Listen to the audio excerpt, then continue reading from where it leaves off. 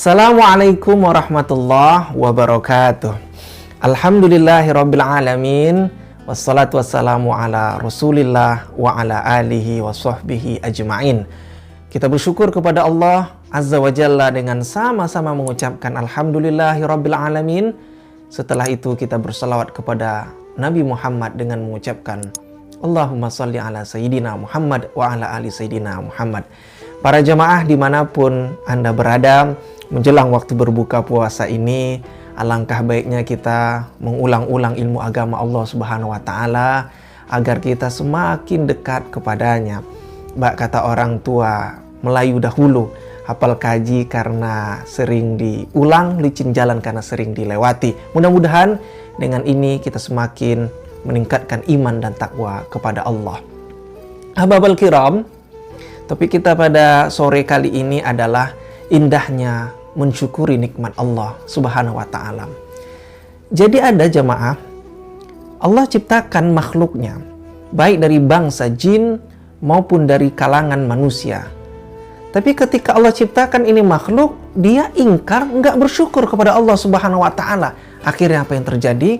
Allah Azza wa Jalla cabut kenikmatan yang Allah berikan kepada dia. Padahal dia sebelumnya tinggal di tempat yang sangat mewah, kenikmatan ada dalam kehidupan sehari-harinya. Apapun yang ia minta, Allah kabulkan seketika. Tapi ketika dia ingkar atas perintah yang Allah berikan, maka kenikmatan yang sebelumnya ia rasakan ternyata justru Allah cabut. Kenapa? Karena Allah berjanji dalam Al-Quran surah Ibrahim ayat 7. Apa kata Allah? Bismillahirrahmanirrahim. Ta'adzana rabbukum la in syakartum la azidannakum. Jadi kalau kita nih, kamu semua mensyukuri nikmat Allah Subhanahu wa Ta'ala, maka Allah akan berikan dan lipat gandakan.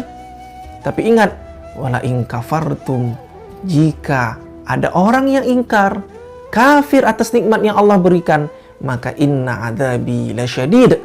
Allah akan berikan azab yang sangat pedih. Siapa sih contohnya? Makhluk Allah yang dulu enak nih, tapi dia kufur atas nikmat Allah Subhanahu wa Ta'ala. Jawabannya yang pertama Azazil, hadirin. Loh, siapa Azazil? Azazil itu makhluk Allah yang dulu dia taat. Saking taatnya, dia sujud kepada Allah dengan waktu yang sangat lama, puluhan ribu lamanya. Dan pernah juga suatu ketika dia menjadi imam nih. Dan di belakangnya ada para malaikat. Bayangkan, kalau di belakangnya malaikat dia menjadi imam, maka sudah dipastikan ini makhluk adalah orang yang mulia, makhluk yang mulia. Kenapa? Karena dia menjadi imam dan di belakangnya makhluk Allah yang la ya'sunallaha ma amarahum, yang tak pernah tersentuh dosa besar maupun dosa kecil. Siapa dia? Para malaikat. Dan dia saat itu Azazil menjadi imam. Tapi pada saat Allah ciptakan Nabi Adam, Allah perintahkan semuanya usjudu, sujud. Sujud bukan berarti menyembah Nabi Adam, tidak. Tapi sujud dalam simbol menghormati ciptaan Allah bernama manusia. Semuanya sujud, ahbabal kiram. Illa, kecuali ini makhluk. Akhirnya Azazil dirubah namanya dengan nama Iblis, yang artinya adalah makhluk pembangkang. Akhirnya saudaraku, amalan ibadah yang dilakukan Azazil, yang sujud puluhan ribu tahun lamanya kepada Allah Subhanahu wa Ta'ala, saat itu sia-sia dan tak ada gunanya. Kenapa? Karena dia ingkar atas perintah Allah Subhanahu wa Ta'ala. Ada lagi yang kedua, ahbabal kiram, makhluk Allah yang Allah berikan dia keindahan, kemewahan, tahta, kemudian wanita, semua ia miliki. Tapi ketika dia kufur kepada Allah, ternyata ini makhluk Allah cabut kenikmatan dalam dirinya. Siapa dia? Firaun. Siapa yang tak kenal dengan Firaun? Anak-anak kecil sangat tahu sejarah daripada Firaun.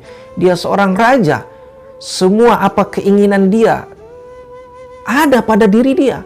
Kemewahan, tahta, bala tentara ada pada si Firaun ini. Tapi walaupun hebat ini Firaun, ahbabal kiram, ternyata dia dicabut rezeki dan kenikmatan dari Allah Subhanahu wa Ta'ala. Gara-gara apa? Gara-gara Firaun dalam dirinya meyakini ana rabbukumul a'la. Aku Tuhan yang berhak disembah. Akhirnya apa yang terjadi? Kemewahan, kerajaan yang besar, bala tentara yang begitu banyaknya, kemudian wanita yang mengelilingi dia, Allah cabut seketika gara-gara dia tidak mensyukuri nikmat Allah Subhanahu wa taala dan dia kafir meyakini dirinya adalah Tuhan semesta alam. Tapi saudaraku, ada kelompok ketiga. Ini mungkin ada pada sekitar kita. Beriman kepada Allah. Kalau Fir'aun dia tak beriman kepada Allah. Allah cabut tuh rizki, Allah cabut kenikmatan. Tapi ada kelompok yang ketiga, dia beriman kepada Allah Subhanahu wa taala. Tapi kenapa Allah juga mencabut kenikmatan dalam dirinya dan tidak Allah tambahkan? Ternyata dia kufur atas apa yang ada pada diri dia. Suatu ketika nih saudaraku, ada seorang pemuda bertemu dengan Rasulullah. Lalu saat itu ketemu Rasulullah, dia melihat paras Nabi Muhammad begitu indah, menawan, mempesona. Maka dalam dirinya berazam nih, bertekad, setahun yang akan datang aku akan menemui Nabi Muhammad, tapi setahun yang akan datang aku ketemu Nabi dalam keadaan melakukan sebuah amalan yang tak diketahui oleh Nabi Muhammad. Berlalulah waktu 1 tahun, saudaraku. Setelah 1 tahun, apa yang terjadi? Pemuda tadi nih menemui baginda Muhammad. Lalu dikatakannya dengan pede dan sok kenalnya kepada Nabi. Dia katakan, ya Rasulullah, tidakkah engkau mengenaliku? Lama termenung Rasul. Ini siapa nih pemuda?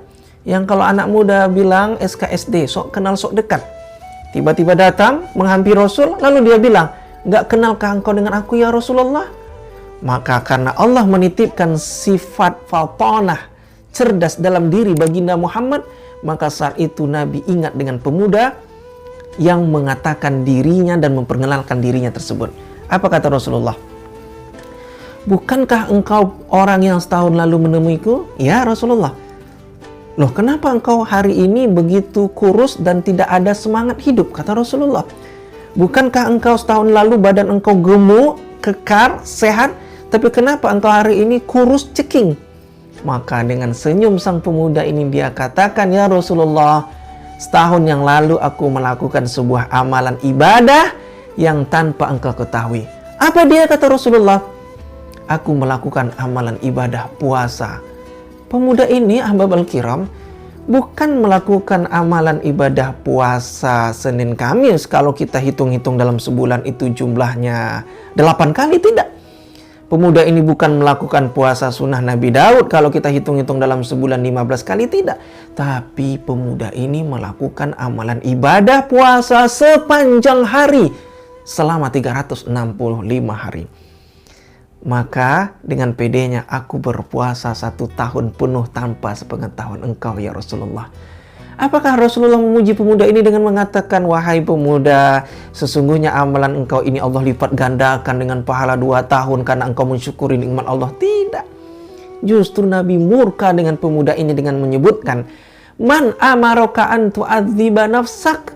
Siapa yang menyuruh kamu berpuasa selama 1 tahun lamanya? Ternyata ahbabal kiram, pemuda ini amalannya ditolak oleh Allah. Dan Allah Subhanahu wa ta'ala tidak mencukupkan kenikmatannya kepada pemuda ini. Loh, kenapa? Kan dia beriman kepada Allah. Iya, tapi dia melakukannya tanpa dasar iman dan ilmu pengetahuan Allah Subhanahu wa ta'ala, tanpa dasar ilmu agama yang kuat. Jadi ahbabal kiram, hari ini kalau kita diberikan kenikmatan oleh Allah Subhanahu wa ta'ala, dalam keadaan adik-adik menuntut ilmu di perguruan tinggi, maka syukuri ilmu yang Allah berikan kepada kita. Jangan jadikan ilmu pengetahuan yang Allah titipkan sementara kepada diri kita ini sebagai sarana kita untuk menjauhi oleh Allah Subhanahu wa ta'ala, atau justru sebaliknya sebagai sarana untuk membodohi umat.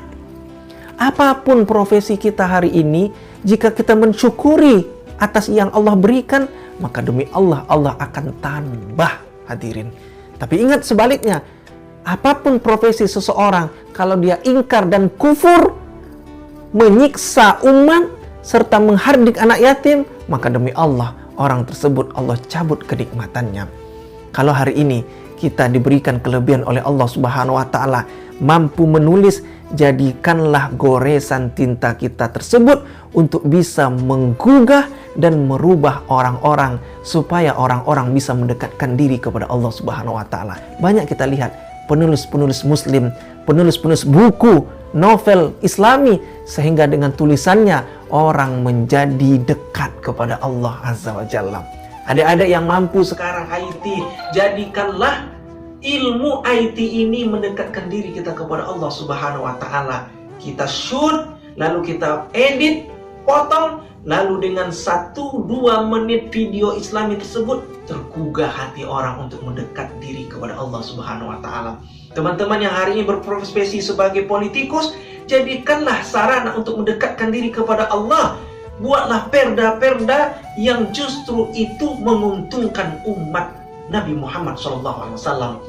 Saudaraku yang memiliki profesi sebagai aparat keamanan, jadikanlah itu sarana kita untuk mendekatkan lagi-lagi kepada Allah Subhanahu wa taala. Boleh jadi profesi itu justru Allah tambah kenikmatannya. Kenapa? Karena kita justru mensyukuri nikmat Allah Subhanahu wa taala. Maka melalui Ramadan ini, mari sama-sama kita jadikan momentum ini senantiasa mendekatkan diri dengan bersyukur kepada Allah Subhanahu wa taala, bukan sebaliknya dengan cara ingkar dan kufur kepadanya. Mudah-mudahan bermanfaat.